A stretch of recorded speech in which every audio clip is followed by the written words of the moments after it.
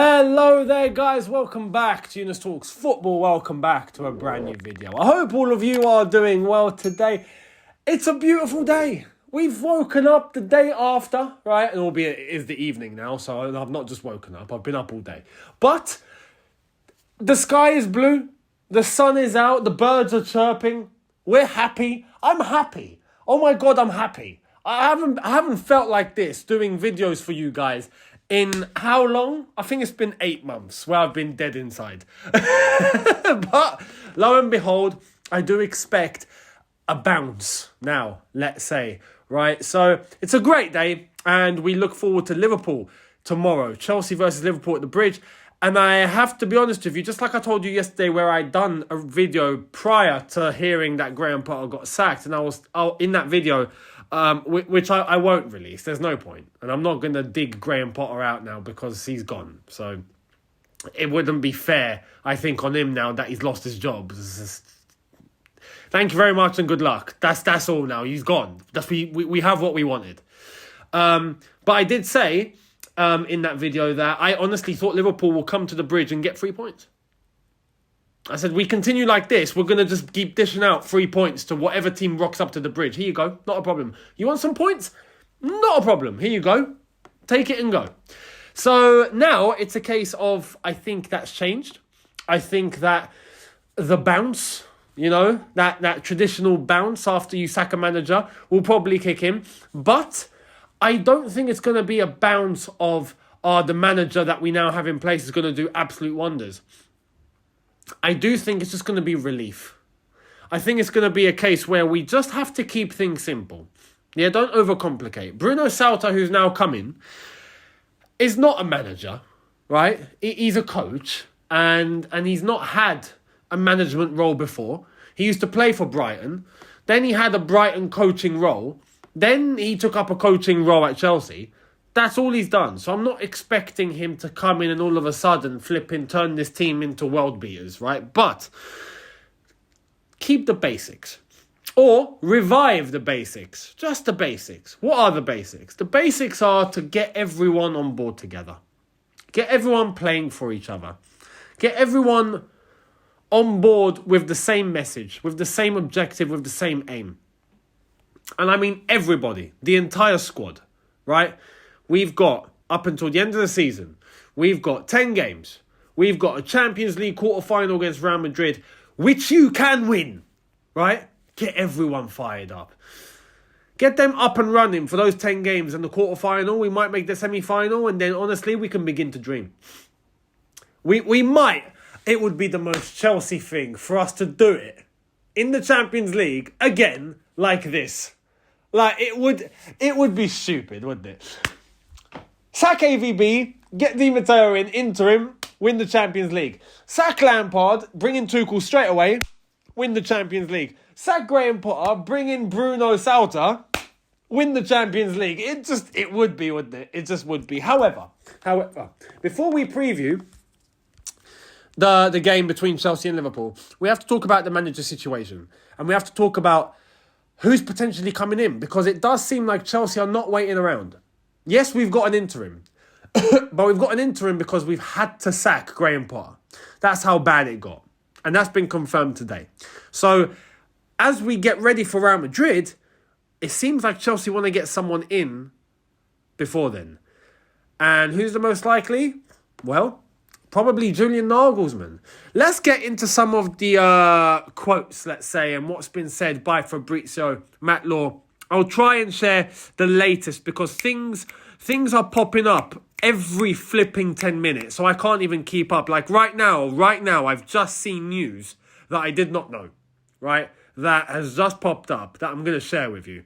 So let me right now, as I just get this ready and I'm on the fly. I don't normally do this on camera, but as I've said, because things are happening as we speak, literally, I have to make sure that I have everything in order for you guys. So I'm going to start off with Fabrizio and Matlaw.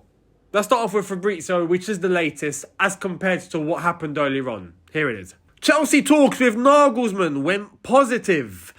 Also goes on to say, Chelsea could appoint someone very fast, maybe after Liverpool, maybe end of this week, or it could go slow. It's down to Chelsea. They want to be 100% sure on the next coach. They can't miss again. They were convinced Potter was going to be the man. Now, there's one fundamental difference with this, is that when we hired Graham Potter, it was just Todd Bowley and Eghbali. There was no football people on there. Now, it does seem like we've got actual football people making decisions. Hence why Matt Law has come out and said this. Paul Winstanley and Lawrence Stewart started working today on finding the next Chelsea manager. Unlike before, where it was Todd Bowley and Eghbali, now we've actually got those two. Plus, I'm sure Christopher Vivel, who's on board, who's a football guy as well. Like, these are guys that have operated at football clubs, that understand footballing decisions, unlike Todd Bowley and Eghbali that have come into the sport fresh. Right? They've stepped back, it seems, and they've allowed these guys to make the decisions. Hence why the sacking of Graham Potter, quite unbelievably, was actually down to Paul Winstanley and Lawrence Stewart, the guys that he worked with at Brighton. Even they saw the light. Do you know what I mean? That's how you know it became completely untenable, man. Completely untenable. So it does seem like they're being given the keys. Go and appoint the new manager, or find the right guy, and then we will appoint him. But it's up to you. Find the right guy. The latest is also that Graham Potter has apparently rejected the Leicester job, which is actually quite unreal. I didn't expect that, if I'm being completely honest with you guys. But, yeah, it is what it is. Simon Johnson has come out and said this. I was told the players during half-time team talks used to have trepidation almost when Thomas Tuchel used to come in. Under Potter, it was almost sort of like, oh, okay, that's not what I was expecting. He was positive when the players didn't expect him to be. That can work both ways. What is it we've been trying to say all of this time, right? And people are like, oh, no, you're reading too much into it. No, you don't know what you're talking about. Yeah, man, when you get vindicated in certain ways, it's just like, man, it was obvious. It was right in front of you. What are you doing? You know? And especially in my case, because I'm not going to use this against people, right?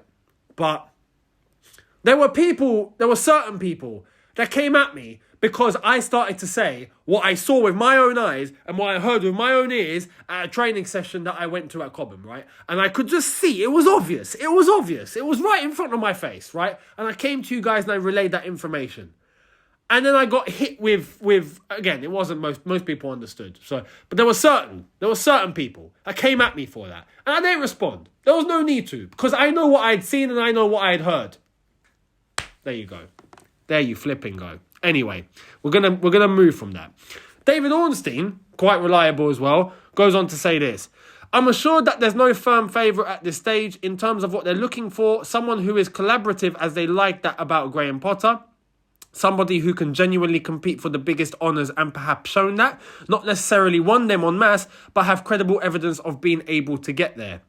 It does raise the question of how do you get there, winning trophies, if you are only able to turn to those regular trophy winners. Perhaps there's some intermediary options. Ruben Amorim is being mentioned, would cost 16 million euros. De Zerbi is highly rated, but I'm not sure Chelsea would go there again. Other names being mentioned are Marco Silva down the road at Fulham. Listen, we should not go for Marco Silva. If we even think of that, we should just liquidate. Can I just say that? So I don't even want to entertain what that last bit said. But look, when it comes to finding the next manager, finding someone collaborative like Graham Potter, right? Absolutely, that should just be someone who is professional. Collaborative like Graham Potter was basically Graham Potter. It was evident. It was so obvious. I go back to this point. It was so obvious in terms of what his demeanour was, what he was like as an individual. Yes, nice guy, absolutely. But doesn't mean that, because he's collaborative, that is exactly what you're looking for. Like, maybe being too collaborative is a little bit concerning. You need someone with an opinion, someone with an idea, someone that can think for themselves, someone that can bring something to the table that you can't think of, and someone that can agree with what you see as legit, the way to go, or legit truth. Someone that can acknowledge and go, now, you know what? Yeah, you're right. We'll go with that. But someone that can challenge you on things that you might not have thought of. Graham Potter wasn't that guy, clearly. And it goes back to the point that I wanted to make about just the way that Graham Potter carried himself. Man, it was too mediocre. It was mediocre, man. It was obvious. Hence why when I told you what me and my dad had said to him when we met him and the players at Cobham after their session, and he'd come over and we told him results have to improve a little bit here, and he goes, we're trying to get there. What kind of answer is that, man? What kind of answer is that? It's just. And then again, now the proof is in the pudding. Now it's obvious for everyone to see. Okay. So there's that. But we need someone with their own personality, someone with a little bit of authority, and that wasn't evident in Graham Potter. It wasn't. All the options that we're hearing of, you have to say, they do have some sort of authority. Whether it's Nagelsmann, whether it's Luis Enrique, even Poch, right? You've seen in the past, in terms of how they operate, you can see there's a certain level of authority, right? So we absolutely need that. But it's not just authority. I'm not just here for the vibes, right? Don't need someone to just, fling their arms about. We're not just looking for that. But it's something in terms of the character that's going to get the players to listen and to adhere and to go with your decisions. As it's been said, players felt under Thomas Tuchel that they were going to get a little bit of a mouthful. And look how they performed. With Graham Potter, it was like, oh, is that it? Is that it? I was expecting a bit more than that. When you come across like you don't really care, it can come across like that even if you don't want it to be like that. But if you are like that, that's how it's perceived. It can be taken the wrong way. And that is evidently what happened. And it was obvious. It was obvious. So, yeah, there's that. Now, in terms of the decision itself, Matt Law had come out and said this not too long ago. Seeing Chelsea in the bottom half of the Premier League table was viewed as unacceptable, and there could no longer be any argument made for the fact that progress was being made or might be around the corner. I'm actually surprised it took this long, to be honest, but with these new owners, again, they're new owners, they're new to the sport and whatnot. Okay, if this is your first rodeo, your first mistake, I'm just glad you took the decision. I'm glad they stepped away and they allowed the footballing people to make the decision. I'm glad. It came to it late. I hope we don't reach that again.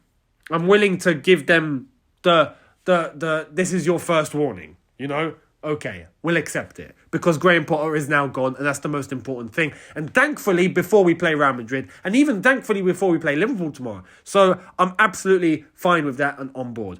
However, moving forward, it seems like Julian Nagelsmann is the favourite.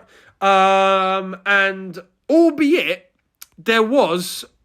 it seemed like from David Ornstein, and I can't actually get it up here, but it does seem like there's no indicator of an immediate favourite, but the front runner is Julian Nagelsmann because of his availability and the fact that we can approach Bayern Munich straight away, which we would have to do if we wanted him, and he would definitely be on board.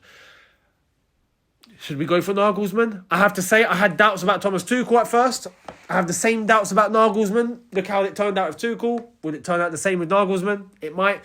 Some of the other guys I've already mentioned. Luis Enrique has been mentioned very, very briefly. Not many links, though. Amarim's been touted, done good at Sporting, but is it enough? Yeah, let me know who you think we should end up going for. That's realistic right now. And talking about the staff and who we should bring in, Matt Law has just given us this. John Terry would be open to taking a role under the new manager. So that is quite interesting because John Terry did come out and say that he's not interested in management, which I did not know and I did not expect. He's happy with the role that he's got at the moment in terms of coaching and helping out the youth. But that's it. He's not interested in becoming a manager, which I'm actually quite surprised at. But he did say the only one that I would come out of retirement of in terms of senior football is a role in the Chelsea first team. Lo and behold, there's an opportunity now. And I absolutely would take it on board because we need someone of that nature in the dressing room as an assistant coach to whoever's coming in. Someone that's going to be the backbone to the guy that is coming in. Can't underestimate. Jose Mourinho had Steve Clark with him when he first came to Chelsea. Chelsea man. Ancelotti had Ray Wilkins with him as his assistant. Chelsea man. You look at a lot of the guys that have been in and around Chelsea, and the assistants have more times than not been actual Chelsea ex-players, coaches, etc. It clicks. It has to be done. You know, Steve Holland served very well for quite a few managers because he understood the bread and butter of the club. The fabric, he got it. That is something that you need to run with. So I would not be against having John Terry, who has gone and done his badges and has had coaching experience and whatnot now, to come in and be a part of the setup. But nothing more. Just part of the setup as an assistant would be great. So, yeah, that is something to look forward to. Now we look forward to Liverpool. And we're playing Liverpool tomorrow. It's going to be very, very interesting to see how we do this. Because I was doubtful in terms of how we were going to play. I was doubtful in terms of the actual performance. I thought Liverpool, even though they played horrific against Man City, they did score, but they were defending like a bunch of kids, right? I was worried that they would come to the bridge and we would still just offer them 3 points. And even with their horrific defending, we probably still won't score. This is an opportunity now, as I mentioned earlier, for the new interim manager, for Bruno, to get everyone on side. Just get everyone together. Get everyone on side. Get everyone playing for each other. Go back to basics. There doesn't need to be any complex tactical work. There really does not be. Especially against this Liverpool team that are struggling. There needs to be a case of, look, the fans are now going to be completely on side. I think there's going to be a good atmosphere in the ground now. I think that there's a relief within the team, within the squad.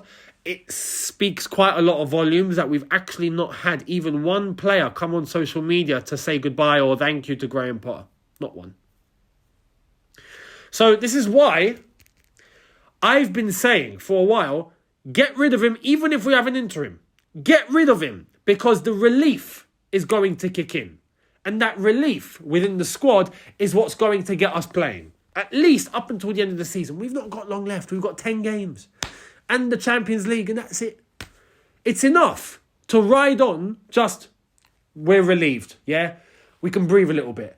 Let's go and have some fun and play our football, yeah? And with the talent we have in the squad, we do that, we'll probably cook.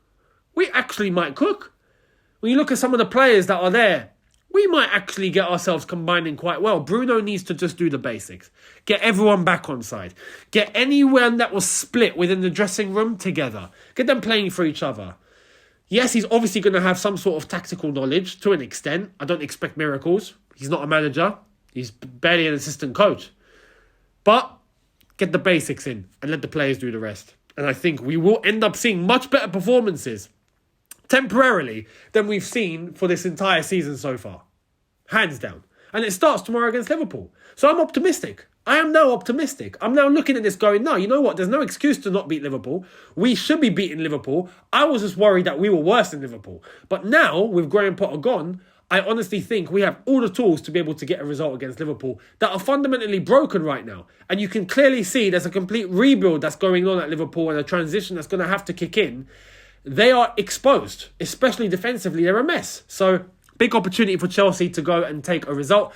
We'll go through the starting 11 in terms of what I think should be done very, very briefly. I want to say Fofana and Mendy did train today, which I was not aware of. So that's something to take into consideration. Sterling also trains. So that's news. That's just come in, which is very, very, very interesting. So without further ado, I'm going to tell you guys what I think of the starting 11. Who should we go with?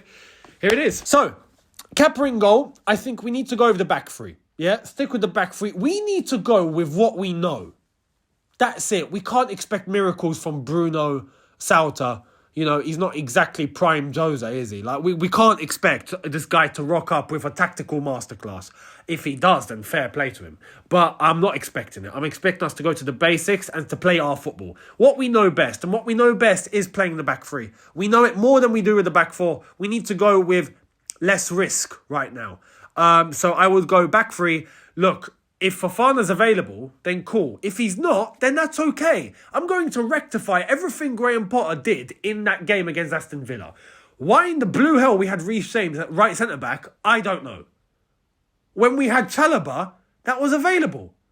Right centre-back is yours. If Fofana can't play, Chalobah starts at right centre-back. At left centre-back, Cucurella, give him a break. Badiashile has not played, he should play now. Right? Badiashile, left centre-back. Koulibaly in the middle. Back three. Done. Easy peasy. It's not rocket science. Lo and behold, guess what that enables? Chilwell, left wing back, fantastic, in your position. Reece James, right wing back, in your position. Fantastic. Doesn't take rocket science. How Graham Potter did not do that against Aston Villa, I won't know. But he's gone now, so it is what it is. In the middle, Enzo, I was going to say Kante. No, we'll go Kovacic. We'll go Kovacic because we're not sure with Kante in terms of his fitness just yet. It's going to take a little bit of time. He did look bright when he came on against Villa, but the game was already gone. And let's face it, the club was already gone. So you can't expect Kante to come on and be Superman. But Enzo, Kovacic to go with for tomorrow.